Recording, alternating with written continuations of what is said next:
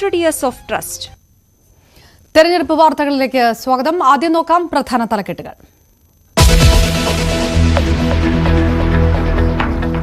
പൗരത്വ ഭേദഗതിയും ഇഡിയും പ്രചാരണ വിഷയമാക്കുന്നു. ഇഡിക്കെതിരെ സിപിഎമ്മും ആദായ നികുതി വകുപ്പിനെതിരെ കോൺഗ്രസും രംഗത്ത്. മുഖ്യമന്ത്രിയുടെ കേരള പര്യടനം നാളെ മുതൽ. പത്തനംതിട്ടയിലെ രാഷ്ട്രീയ പോരിനൊപ്പം ന്യൂസ് 18 മെഗാ ഷോ ഗോദ ചിത്രീകരണം വൈകിട്ട്.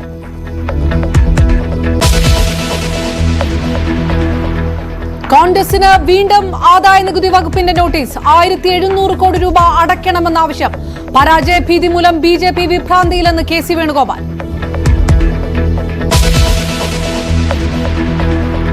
പാണക്കാട് കെ സുധാകരന്റെ സന്ദർശനം. സാദിഖ് അലി തങ്ങളുമായി കൂടിക്കാഴ്ച. കണ്ണൂർ ആവർത്തിക്കുമെന്ന് സുധാകരൻ.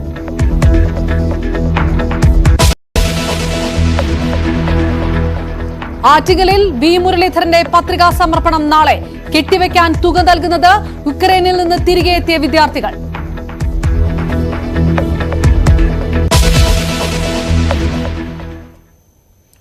ലോക്സഭാ തെരഞ്ഞെടുപ്പ് അടുത്തിരിക്കെ കോൺഗ്രസിന് വീണ്ടും ആദായ നികുതി വകുപ്പിന്റെ നോട്ടീസ്. 1700 കോടി രൂപ അടയ്ക്കണമെന്നാവശ്യപ്പെട്ടാണ് നോട്ടീസ് നൽകിയിരിക്കുന്നത്. നടപടി രാഷ്ട്രീയ ലക്ഷ്യത്തോടെയാണെന്ന് കോൺഗ്രസ് പ്രതികരിച്ചു. തരംതാണ പ്രതികാര രാഷ്ട്രീയമാണ് നടക്കുന്നതെന്നും ആദായ നികുതി വകുപ്പ് ഗുണ്ടകളെപ്പോലെ പ്രവർത്തിക്കുന്നതായും AICC general secretary K C Venugopal വിമർശിച്ചു. പരാജയ ഭീതി മൂലം വിഭ്രാന്തിയിലാണ് BJP എന്നും കെ സി വേണുഗോപാൽ കുറ്റപ്പെടുത്തി.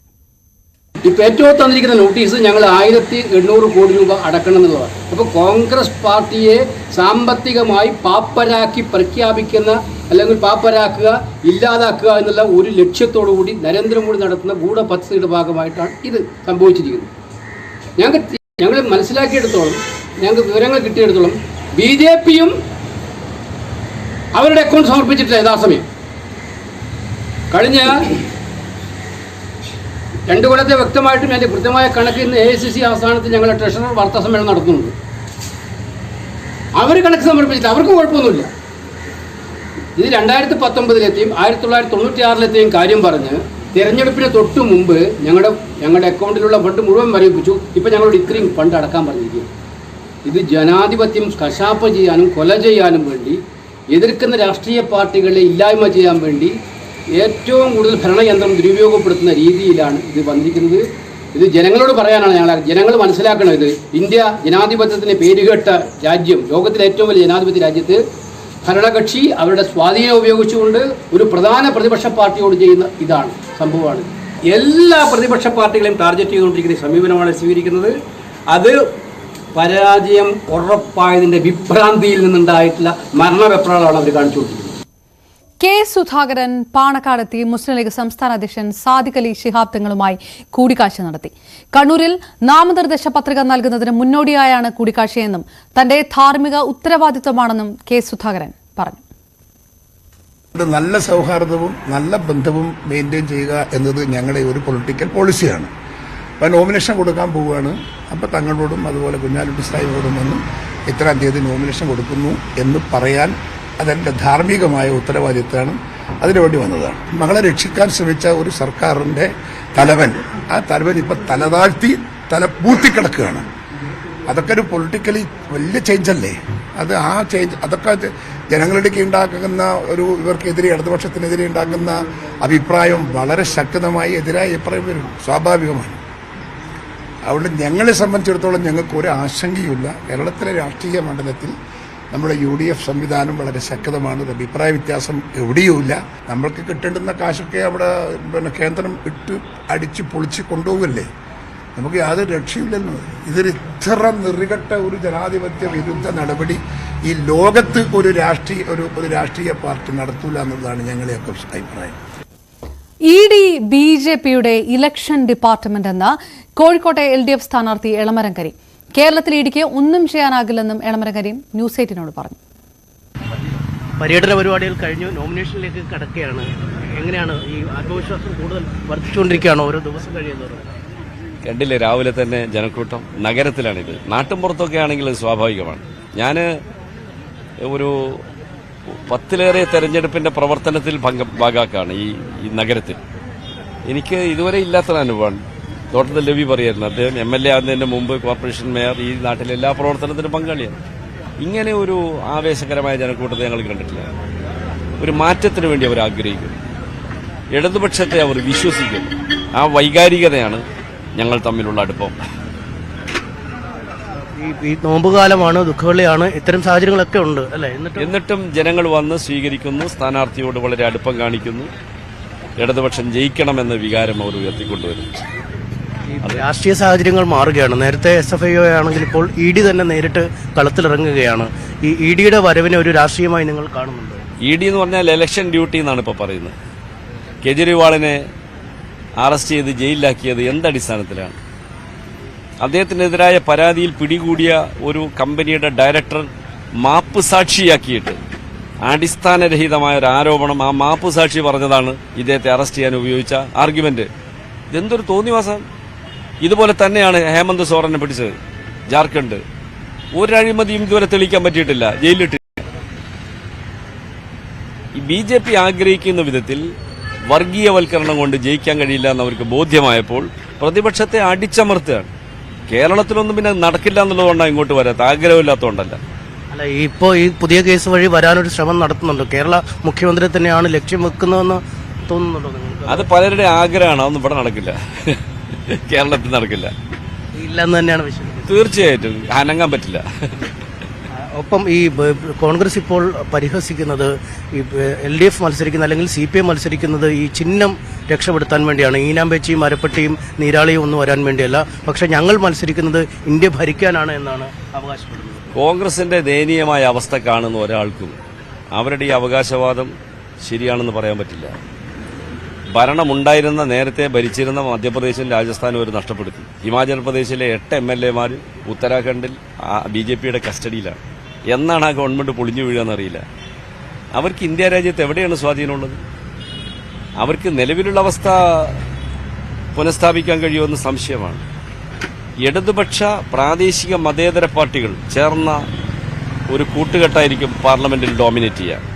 ആ കൂട്ടത്തിൽ കോൺഗ്രസും ഉണ്ടാവും. ഞങ്ങൾ കോൺഗ്രസുമായി ചില സംസ്ഥാനങ്ങളിൽ ധാരണയുണ്ടാക്കുന്നുണ്ട്, BJP ഇതര വോട്ടുകൾ ഭിന്നിക്കാതിരിക്കാൻ ആത്മാർത്ഥമായി ചെയ്യുന്നുണ്ട്. എന്നാൽ BJPക്കെതിരായി ഫൈറ്റ് ചെയ്യേണ്ട രാഹുൽ ഗാന്ധി ഇവിടെ LDFനെതിരായി മത്സരിക്കാനാണ് വന്നിരിക്കുന്നത്. രാഷ്ട്രീയ പാപ്പരത്വം എന്ന് പറഞ്ഞാൽ അതാണ്. അദ്ദേഹത്തിന് ധൈര്യമുണ്ടെങ്കിൽ ഉത്തർപ്രദേശിലോ ബീഹാറിലോ മുഖാമുഖം BJPയോട് ഏറ്റുമുട്ടണം. ഇവിടെ എന്ത് BJP ഉള്ളത്? ഇവിടെ LDFും UDFും മത്സരിച്ചാലും BJP ജയിക്കില്ല. ഇതാണ് കോൺഗ്രസ്. കോൺഗ്രസിനെ വിശ്വസിച്ചുകൊണ്ട് ഇന്ത്യയിൽ മതനിരപേക്ഷത വിജയിപ്പിക്കാൻ കഴിയുമെന്ന് ഒരാളും വിശ്വസിക്കുന്നില്ല. എന്താണ് നോമിനേഷൻ? 3-ാം തീയതി. എന്തായാലും 3-ാം തീയതി അദ്ദേഹം നോമിനേഷൻ നൽകും. UDF സ്ഥാനാർത്ഥി MK രാഘവൻ ഇന്ന് ബാലുശ്ശേരി മേഖലയിലാണ് പര്യടനം നടത്തുന്നത്. അദ്ദേഹം നാളെ പത്രിക സമർപ്പിക്കും എന്നാണ് അറിയിച്ചിരിക്കുന്നത്. എന്തായാലും കോൺഗ്രസിനെതിരെ രൂക്ഷമായ വിമർശനങ്ങളാണ് എളമരം കരീം മുന്നോട്ട് വയ്ക്കുന്നത്. പിണറായിയുടെ അഴിമതിയെക്കുറിച്ച് ഏറ്റവും കൂടുതൽ ബോധ്യമുണ്ടാവുക എളമരം കരീമിനാകുമെന്ന് NDA സ്ഥാനാർത്ഥി MT രമേശിന്റെ മറുപടി. പിണറായിയുടെ മകനും മകളും മരുമകനും ചേർന്ന് അഴിമതിയിലൂടെ ഉണ്ടാക്കിയ കോടിക്കണക്കിന് രൂപയുടെ സമ്പാദ്യം വെളിപ്പെടും. അന്വേഷണം പിണറായി വിജയനിലേക്ക് എത്തുമെന്നും MT രമേശ് ന്യൂസ് 18നോട് പറഞ്ഞു. തെരഞ്ഞെടുപ്പ് പ്രചാരണം ഊർജ്ജസ്വലമായി മുന്നോട്ട് നീങ്ങുന്നു. പത്രികാ സമർപ്പണത്തിലേക്ക് സ്ഥാനാർത്ഥികൾ കടക്കുകയും ചെയ്യുന്നു. ഇപ്പോൾ നമുക്കൊപ്പം കോഴിക്കോട്ടെ NDA സ്ഥാനാർത്ഥി ശ്രീ MT രമേശ് ഉണ്ട്.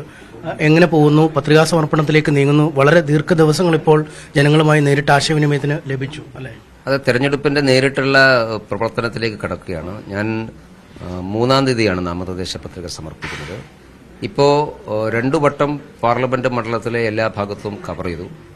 ഇനി 3-ാം ഘട്ട പര്യടനം ആരംഭിക്കുകയാണ്. ഇപ്പം ചെയ്യുന്നത് നമ്മുടെ മണ്ഡലത്തിലെ പ്രധാനപ്പെട്ട എല്ലാ ടൗണുകളിലും കവലകളിലും ജനങ്ങളോട് നേരിട്ട് വോട്ട് ചോദിക്കുന്ന ഒരു പ്രവർത്തനമാണ് ഇപ്പം നടക്കുന്നത്. അത് ജനങ്ങളെ നേരിട്ട് കാണാൻ സാധിക്കുന്ന ഒരു സന്ദർഭമാണ്. സാധാരണ പാർലമെന്റ് തെരഞ്ഞെടുപ്പിൽ എല്ലാ വോട്ടർമാരെയും നേരിട്ട് കാണാൻ ബുദ്ധിമുട്ടാണ്, എല്ലാ വീടുകളും കയറാൻ ബുദ്ധിമുട്ടാണ്. അതുകൊണ്ട് വൈകുന്നേരങ്ങളിൽ ടൗണുകളിൽ ഇറങ്ങി ആളുകളെ മുഴുവൻ നേരിട്ട് കാണാൻ വേണ്ടി ശ്രമിക്കുകയാണ്. അങ്ങനെ കാണുന്ന സമയത്തുണ്ടാകുന്ന ഒരു പോസിറ്റീവായിട്ടുള്ള അനുഭവം, ജനങ്ങളുടെ മനസ്സിൽ നരേന്ദ്രമോദിയോടുള്ള താല്പര്യം അവർ പരസ്യമായി പ്രകടിപ്പിക്കുന്നുണ്ട്. നേരത്തെയൊന്നും അങ്ങനെ പരസ്യമായി പ്രകടിപ്പിക്കുന്ന സാഹചര്യം ഉണ്ടാകാറില്ല. ഇപ്രാവശ്യം ചോദിക്കുന്ന എല്ലാവരും ഞങ്ങൾ നരേന്ദ്രമോദിക്ക് ഒരു വോട്ട് ചെയ്യാൻ തയ്യാറാണ് എന്ന് പറയുന്നുണ്ട്. അത് BJPയെ സംബന്ധിച്ചിടത്തോളം, ദേശീയ ജനാധിപത്യ സഖ്യത്തെ സംബന്ധിച്ചിടത്തോളം ഏറെ പ്രയോജനകരമാണ്. ആ നരേന്ദ്രമോദിക്ക് വോട്ട് ചെയ്യുന്ന ജനവിഭാഗങ്ങളുടെ പിന്തുണയോടുകൂടി കോഴിക്കോട്ട് ജയിക്കാൻ സാധിക്കുമെന്നുള്ള ആത്മവിശ്വാസം ഈ പ്രചരണത്തിന്റെ 2 ഘട്ടം പൂർത്തിയാക്കുന്ന സമയത്ത് എന്റെ മനസ്സിലുണ്ട്. ഈ മലബാറിൽ 4 ഇടങ്ങളിൽ റാലി, ഒപ്പം തിരുവനന്തപുരത്ത് ബഹുജന റാലി, തെക്കൻ കേരളത്തിൽ ഒരു സ്ഥലത്ത് റാലി, അതിനുശേഷം മണ്ഡലങ്ങളിലെല്ലാം, നിയോജകമണ്ഡലങ്ങളിലെല്ലാം നൈറ്റ് മാർച്ചുകൾ, പ്രചാരണ പരിപാടികൾ തന്നെ ഈ CA പൗരത്വ നിയമവുമായി ബന്ധപ്പെട്ട് മാറ്റിക്കഴിഞ്ഞിരിക്കുന്നു. 2 മുന്നണികളും എന്ത് ഓളമാണ് സൃഷ്ടിക്കുക? വലിയ പങ്കാളിത്തം ഉണ്ടെന്നാണ് അവർ അവകാശപ്പെടുന്നത്. ഓരോ ഓളവും ഉണ്ടാക്കില്ല. അവർക്കത് വലിയ തിരിച്ചടിയാവുകയാണ്. കാരണം പൗരത്വ നിയമത്തിന്റെ പേരിൽ എന്താണ് അവർ പറയുന്നത്? മുഖ്യമന്ത്രി ആദ്യം പറഞ്ഞു പൗരത്വ നിയമം കേരളത്തിൽ നടപ്പിലാക്കില്ല. മുഖ്യമന്ത്രിയെ തിരുത്തിയത് CPM-ന്റെ സെക്രട്ടറിയാണ്. CPM-ന്റെ സെക്രട്ടറി സ്റ്റേറ്റ്മെന്റ് കഴിഞ്ഞ ദിവസം നമ്മൾ കണ്ടല്ലോ. അദ്ദേഹം പറഞ്ഞത് ഇത് കേന്ദ്ര നിയമമാണ്, കേരളത്തിനൊന്നും ചെയ്യാൻ സാധിക്കില്ല, നടപ്പാക്കാതിരിക്കാനൊന്നും കേരളത്തിന് സാധിക്കില്ല. അതൊരു വസ്തുതയാണ്, അതാണ് സത്യം. കേന്ദ്ര ഗവൺമെന്റ് പാസ്സാക്കിയ ഒരു നിയമം കേരളത്തിൽ നടപ്പിലാക്കില്ല എന്നെങ്ങനെ പറയുക? കേരളം പ്രത്യേക രാജ്യമൊന്നുമില്ല. പിന്നെ കേരളം ഇത് നടപ്പിലാക്കുമോ ഇല്ലയോ എന്നുള്ളതിനെ പ്രസക്തിയില്ല. കാരണം കേരളത്തിൽ ആരും പൗരത്വത്തിന് വേണ്ടി അപേക്ഷിച്ചിട്ടില്ല. ആകെ രാജ്യത്ത് പൗരത്വത്തിന് വേണ്ടി അപേക്ഷിച്ചത് ഒരു 10,000-ന് താഴെയുള്ള ആളുകളാണ്. അതുകൊണ്ടാണ് ഞങ്ങൾ CPM-നോടും കോൺഗ്രസിനോടും ഡയറക്റ്റ് ചോദിക്കുന്നത്. ഇതിലൊരു 5,000 ഹിന്ദുക്കളും ഒരു 2,000-ഓളം ക്രിസ്ത്യാനികളുമുണ്ട്. ബാക്കി പാർസികളും ബൗദ്ധരും ജൈനരുമായിട്ട് കുറച്ച് പേര്. ഇവർക്ക് ഇന്ത്യൻ പൗരത്വം കൊടുക്കുന്നതാണോ CPM-ന്റെ പ്രശ്നം, കോൺഗ്രസിന്റെയും പ്രശ്നം? അങ്ങനെയാണെങ്കിൽ അത് പറയണം. പാകിസ്ഥാനിൽ നിന്നും ബംഗ്ലാദേശിലും ഇവിടേക്ക് വന്നിട്ടുള്ള ഹിന്ദുക്കൾക്കും ക്രിസ്ത്യാനികൾക്കും പൗരത്വം കൊടുക്കാൻ ഞങ്ങൾ തയ്യാറല്ല, ഞങ്ങൾ സമ്മതിക്കില്ല എന്നവർ ഓപ്പണായിട്ട് പറയട്ടെ. അത് ഡിബേറ്റ് ചെയ്യപ്പെടട്ടെ, അതിന്റെ കാരണം ഡിബേറ്റ് ചെയ്യപ്പെടട്ടെ. അല്ലാതെ ആളുകളെ തെറ്റിദ്ധരിപ്പിക്കുള്ളൂ. ഇതുകൊണ്ട് ഇന്ത്യയിലെ ഏത് മുസ്ലിം വിഭാഗത്തിൽപ്പെട്ട ആൾക്കാർക്കാണ് ഈ നിയമം കൊണ്ട് പൗരത്വം നിഷേധിക്കപ്പെടുന്നത്. ആ നിയമം വായിച്ചിട്ടുള്ള ഏതൊരാൾക്കും അറിയുന്നൊരു കാര്യം CPM-നും കോൺഗ്രസിനും അറിയാം. കാരണം ഈ നിയമം നമ്മുടെ രാജ്യത്തെ ബാധിക്കുന്ന നിയമം, രാജ്യത്തിലെ ഒരു പൗരനെയും ബാധിക്കുന്ന നിയമമല്ല. ഈ നിയമം ആകെയുള്ളത് 3 രാജ്യങ്ങളിൽ, ബംഗ്ലാദേശ്, അഫ്ഗാനിസ്ഥാൻ, പാകിസ്ഥാൻ, ഈ 3 രാജ്യങ്ങളിൽ ചരിത്രപരമായിട്ടുള്ള കാരണങ്ങൾ കൊണ്ട് അവിടെ പ്രോസിക്യൂഷന് വിധേയമാകുന്ന, മതവിവേചനത്തിനും മതപീഡനത്തിനും വിധേയമാകുന്ന അവിടുത്തെ ന്യൂനപക്ഷങ്ങൾ, ആ ന്യൂനപക്ഷ വിഭാഗങ്ങൾ ഇന്ത്യയിൽ അഭയാർത്ഥികളായി വന്നിട്ടുണ്ട്. അവർക്ക് പൗരത്വം കൊടുക്കണമെന്ന് നേരത്തെ തന്നെ. വയനാടിന് ഒരു സമ്പൂർണ്ണ വികസന പാക്കേജ് മുന്നിൽ വെച്ചാണ് NDA സ്ഥാനാർത്ഥി K. സുരേന്ദ്രൻ പ്രചാരണം നടത്തുന്നത്. അമേഠിയിലെ പോലെ ഇവിടെയും ചരിത്രം തിരുത്തി എഴുതുക തന്നെ ചെയ്യുമെന്നും K. സുരേന്ദ്രൻ പറഞ്ഞു. CAA അടക്കമുള്ള വിഷയങ്ങളിൽ ഇടത് വലത് മുന്നണികളുടെ പ്രചാരണം തെരഞ്ഞെടുപ്പ് സ്റ്റണ്ടാണെന്നും ജനങ്ങൾ അതെല്ലാം തിരിച്ചറിയുമെന്നും K. സുരേന്ദ്രൻ ന്യൂസ് 18നോട് പ്രതികരിച്ചു. NDAയുടെ വയനാട് സ്ഥാനാർത്ഥി K. സുരേന്ദ്രൻ അദ്ദേഹത്തിന്റെ തെരഞ്ഞെടുപ്പ് പ്രചാരണത്തിന്റെ തിരക്കിലാണ്. അദ്ദേഹം ഇപ്പോൾ വരിക്കോടാണ്. എങ്ങനെ പോണു പ്രചരണം? നല്ല പ്രതികരണം. വയനാട് പാർലമെന്റ് മണ്ഡലത്തിന്റെ മലപ്പുറം ജില്ലയിലെ പ്രദേശങ്ങളിൽ വലിയ മാറ്റങ്ങളാണ് ഞാൻ കണ്ടുകൊണ്ടിരുന്നത്. ഇതുവരെ നമ്മൾ ഒരു തെരഞ്ഞെടുപ്പിലും കാണാത്ത തരത്തിലുള്ള ഒരു അനുകൂലമായിട്ടുള്ള തരംഗം, പ്രത്യേകിച്ച് മതന്യൂനപക്ഷ വിഭാഗങ്ങൾക്കിടയിൽ നിന്ന് പോലും ശക്തമായിട്ടുള്ള ഒരു മോദി അനുകൂല വികാരം ഈ മണ്ഡലത്തിൽ എല്ലായിടത്തും കാണാം. ഇവിടെ ഒരു ഗവൺമെന്റോ അല്ലെങ്കിൽ ഒരു MPയോ അവരുടെ സാന്നിധ്യമില്ല എന്നുള്ളത് വോട്ടർമാർക്കിടയിൽ വലിയൊരു പ്രശ്നം തന്നെയാണ്. ഞങ്ങളെ സംബന്ധിച്ചിടത്തോളം വളരെ അനുകൂലമായിട്ടുള്ള ഒരു കാലമാണ്. ഈ മലപ്പുറം ജില്ലയിൽ പറയുമ്പോൾ പൗരത്വ നിയമഭേദഗതിക്കെതിരെ വലിയ പ്രതിഷേധം ഇടതുപക്ഷത്തിന്റെ ഭാഗത്തുനിന്നും വലതുപക്ഷത്തിന് ഒരേ നടക്കുന്നുണ്ട്. അതെങ്ങനെയൊക്കെ അല്ലേ? അത് വെറുതെ തെരഞ്ഞെടുപ്പ് സ്റ്റണ്ടെന്ന് ഒന്നും കാര്യമില്ല. കാരണം ആ സമരങ്ങളൊന്നും യഥാർത്ഥത്തിൽ വിശ്വാസികളുടെ പിന്തുണയോടുകൂടി നടക്കുന്നതല്ല. അതൊക്കെ വോട്ടിന് വേണ്ടിയിട്ടുള്ള ഒരു തന്ത്രം മാത്രമാണ്. പൊതുവെ BJPയോടുള്ള മനോഭാവം ആളുകൾക്ക് മാറിയിട്ടുണ്ടല്ലോ. എല്ലാ സ്ഥലത്തും നല്ല പ്രതികരണം. ഇപ്പൊ ഇദ്ദേഹത്തിന്റെ മകൻ BJPക്കാരനാണ്, ഇദ്ദേഹം ഒരു പഴയ CPM-മാരാണ്, പക്ഷെ മകൻ BJPക്കാരാണ്. അപ്പൊ ഇതെല്ലാം നമ്മളെ മാറ്റം എന്ന് വെച്ച് കഴിഞ്ഞാൽ അദ്ദേഹം വളരെ അടുത്ത CPM-മാരാണ്, പക്ഷെ മക്കളെല്ലാം BJPക്കാരാണ്. അപ്പൊ വലിയ മാറ്റമാണ് ഉണ്ടായിക്കൊണ്ടിരിക്കുന്നത്. വയനാടിന്റെ ഒരു ചരിത്രം നോക്കുമ്പോൾ BJPക്ക് ഒട്ടും അനുകൂലമായുള്ള ചരിത്രമല്ല. അങ്ങനെ അമേഠിയുടെ ചരിത്രം എന്തായിരുന്നു? അമേഠി എത്ര കൊല്ലം നെഹ്റു കുടുംബത്തിന്റെ കയ്യിലായിരുന്നു, അവരുടെ കുത്തകയായിരുന്നു. 5 കൊല്ലം കൊണ്ട് അവിടെ അത്ഭുതങ്ങൾ ഉണ്ടായില്ലേ? അതൊന്നും ആ ചരിത്രമൊന്നും ആരും പറയുന്നില്ല. വോട്ടർമാരെ സംബന്ധിച്ച് നിലവിലുള്ള സാഹചര്യങ്ങളാണ് ഈ കാലത്ത് അവർക്ക് എല്ലാ വിവരങ്ങളും ഉണ്ട്. പണ്ടൊക്കെ നമുക്ക് ഈ ദേശാഭിമാനി നിങ്ങൾ പറയുന്ന പോലെ അല്ലെങ്കിൽ പാർട്ടി പത്രം നോക്കിയിട്ടാണ് ആളുകൾ വിലയിരുത്തുന്നത്. ഇന്ന് എല്ലാ വിവരങ്ങളും ചേച്ചി അതുകൊണ്ട് അത് ആ മാറ്റങ്ങൾ വളരെ ശക്തമാണ് എല്ലായിടത്തും. ഇതൊക്കെ പ്രചരണത്തിന്റെ തുടക്ക നാളുകളിൽ കിട്ടുന്ന ഒരു റിയാക്ഷൻസ് എത്രമാത്രം ആത്മവിശ്വാസം? അല്ല, അത് നിങ്ങൾ തെരഞ്ഞെടുപ്പ് കഴിഞ്ഞിട്ട് നോക്കിക്കോളൂ. താമര സ്ഥാനാർത്ഥിയാണ് സുരേന്ദ്രൻ. നിങ്ങളിവിടെ വയനാടാണ് മലപ്പുറം? ഇവിടെ തന്നെ വോട്ട് തന്ന് സഹായിക്കണം. വോട്ട് അഭ്യർത്ഥിക്കുകയാണ് എല്ലാവരോടും. BJP സ്ഥാനാർത്ഥിയാണ്, താമരയിൽ വോട്ട് തന്ന് സഹായിക്കണം കേട്ടോ. രണ്ടു കൂട്ടർക്കും ചെയ്തിട്ട് യാതൊരു പ്രയോജനമില്ല. നാട് നശിക്കും. അപ്പൊ എങ്ങനെയാണ് ഇപ്പൊ ഒരു പ്രതീക്ഷ എന്തൊക്കെയാണ്? നമ്മള് നല്ല മുന്നേറ്റമാണ്. ഞങ്ങള് വിജയിക്കാൻ വേണ്ടി തന്നെയാണ്. വയനാട് ലോക്സഭാ മണ്ഡലത്തിൽ ആൾക്കാർ പറയുന്നത് welcome Modi, bye bye Rahul എന്നാണ്. ഈ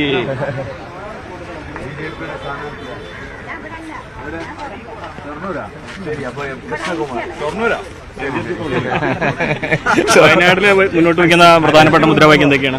വയനാടിനെ ആദ്യമായിട്ട് പരിഹരിക്കേണ്ടത് ഈ ഒരു വന്യജീവി, മനുഷ്യരും വന്യജീവികളും തമ്മിലുള്ള അടിയന്തര പ്രാധാന്യത്തോടെയാണ്.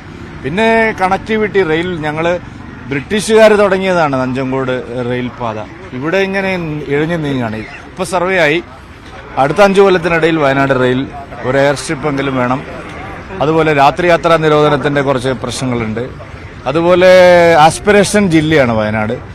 ആസ്പിറേഷൻ ജില്ലയുടെ പ്രവർത്തനങ്ങൾ വളരെ ദ്രുതഗതിയിൽ അവിടെ മുന്നോട്ട് പോകേണ്ട ആവശ്യമുണ്ട്. ഞങ്ങളൊരു സമഗ്രമായിട്ടുള്ള പാക്കേജുമായിട്ടാണ് വന്നിരിക്കുന്നത്, വെറുതെ വന്നതല്ല.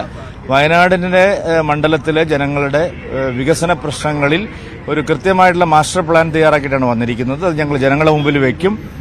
രാഹുൽ ഗാന്ധിക്കോ അല്ലെങ്കിൽ LDFനോ അത് യാഥാർത്ഥ്യമാക്കാൻ കഴിയില്ല. മോദി ഉള്ളതുകൊണ്ട് 3ാം വട്ടവും മോദി സർക്കാർ വരുമെന്നുള്ളതുകൊണ്ട് ഞങ്ങൾക്കത് ഫലപ്രദമായിട്ട് നടപ്പാക്കാൻ കഴിയും. വികസന മുദ്രാവാക്യം മുന്നോട്ട് വെച്ച് തന്നെയാണ് കെ സുരേന്ദ്രന്റെ പ്രചരണം പുരോഗമിക്കുന്നത്. അഖിലോട്ട് പാർക്കൊപ്പം CV അനുമോദ്, ന്യൂസ് 18. ആറ്റിങ്ങൽ മണ്ഡലത്തിലെ NDA സ്ഥാനാർത്ഥി വി മുരളീധരൻ നാളെ നാമനിർദ്ദേശ പത്രിക നൽകും. കെട്ടിവെക്കാനുള്ള തുക നൽകുന്നത് യുക്രൈനിൽ നിന്ന് തിരികെ എത്തിയ വിദ്യാർത്ഥികളാണെന്ന് കേന്ദ്രമന്ത്രി കൂടിയായ വി മുരളീധരൻ പറഞ്ഞു. കേരളത്തിൽ നിന്ന് നിരവധി അച്ഛനമ്മമാർ എന്നെ നേരിട്ട് വിളിക്കുമായിരുന്നു. ഞാൻ അവരുമായിട്ട് ഓൺലൈനിൽ പലതവണ സംസാരിച്ചു. അവരോട് കുട്ടികളുടെ വിഷമത്തെക്കാൾ കൂടുതൽ രക്ഷിതാക്കളെ സമാധാനിപ്പിക്കലായിരുന്നു ഏറ്റവും വലിയ വിഷമം. കാരണം കുട്ടികൾ അവിടെയുള്ള പ്രശ്നങ്ങൾ അവർ നേരിട്ട് ഫീൽഡിൽ നേരിടുമ്പോഴും രക്ഷിതാക്കൾക്ക് അവരുടെ ഭാവിയെക്കുറിച്ചിട്ടുള്ള ആശങ്കയിൽ അവരെ സമാശ്വസിപ്പിക്കുക എന്നുള്ളത് ഏറ്റവും വിഷമമായിരുന്നു.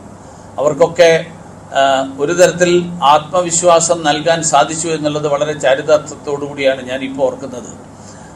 ഈ തരത്തിൽ വീണ്ടും ഒരു തെരഞ്ഞെടുപ്പിനെ രാജ്യം നേരിടുന്ന സാഹചര്യത്തിൽ പ്രധാനമന്ത്രി നരേന്ദ്രമോദിജിയുള്ള ആ വിശ്വാസം അർപ്പിച്ചുകൊണ്ട് ഇവിടെ എന്നെ പിന്തുണയ്ക്കാനായിട്ട് എത്തിയിട്ടുള്ള മുഴുവൻ വിദ്യാർത്ഥികളോടും വിദ്യാർത്ഥികളുടെ രക്ഷാകർത്താക്കളോടും ഇന്നിവിടെ എത്തിച്ചേരാൻ സാധിച്ചിട്ടില്ലാത്തവരുൾപ്പെടെയുള്ള ആളുകളോടും എല്ലാവരോടും നന്ദി രേഖപ്പെടുത്താൻ കൂടി ഞാൻ ഈ അവസരത്തിൽ ആഗ്രഹിക്കുന്നു. എല്ലാവർക്കും നമസ്കാരം. കൂടുതൽ തെരഞ്ഞെടുപ്പ് വാർത്തകൾ കാണാം ഇടവേളയ്ക്ക് ശേഷം.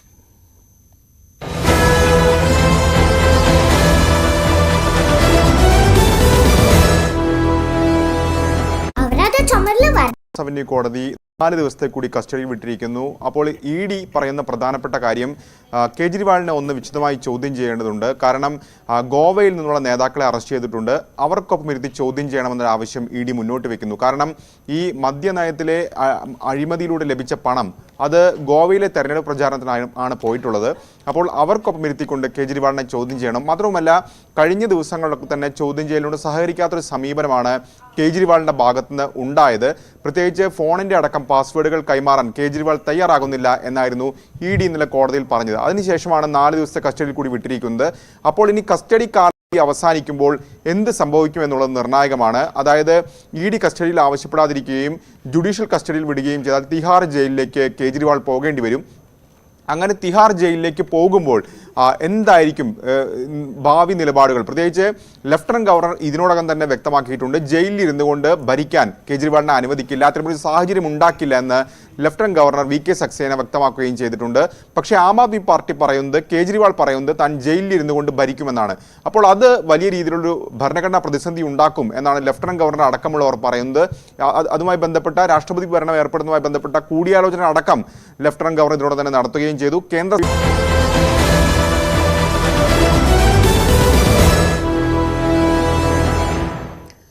പത്തനംതിട്ട ലോക്സഭാ മണ്ഡലത്തിൽ ഒരു MP ഉണ്ടായിട്ടുള്ളൂ.